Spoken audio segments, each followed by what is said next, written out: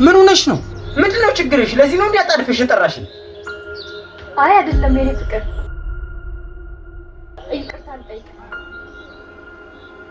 ስለምን ይቅርታ ነው የምታወሪው? እና ድንጋዩን አውርጂው መጀመሪያ። አይ መጀመሪያ ይቅርታ ካደረክልኝ ድንጋይ የማወርደው። ምንድነው አንቺ ችግርሽ? መጀመሪያ ድንጋዩን አስቀምጪውና እንደተማረ ሰው ቁጭ ብለን እንነጋገር። የኔ ፍቅር፣ እስከ ዛሬ ያልነገርኩህ የደበቅኩት ሚስጥር አለ። ለዛ ነው ይቅርታ እንድታደርግልኝ ነው። የኔ ፍቅር እኮ ምንድነው ሚስጥሩ? አፎሚ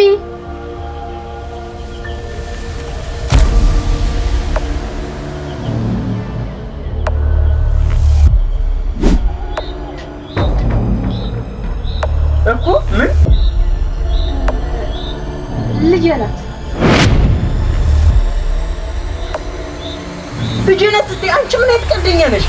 እስከ ዛሬ ያልነገርኩህ በጣም ስለምወድህ እንለያያለን ብዬ ስላሰብኩ እባክህ የኔ ፍቅር ይቅርታ አድርግልኝ።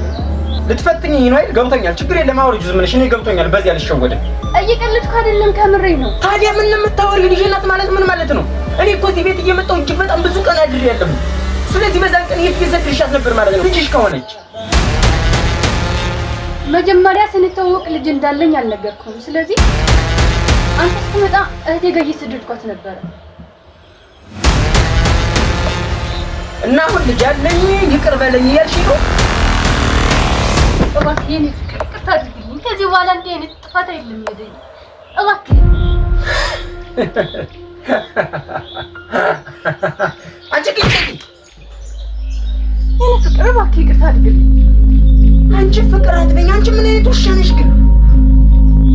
እኔ እኮ እንድንለያይ ስለማልፈልግ እኮ ነው እንጂ ልደብቅ ፈልጌ አይደለም። የልጅሽ ያልሆንሽ ለእኔ ራሱ በፍጹም አትሆኝም። አሁን ላይ በቃ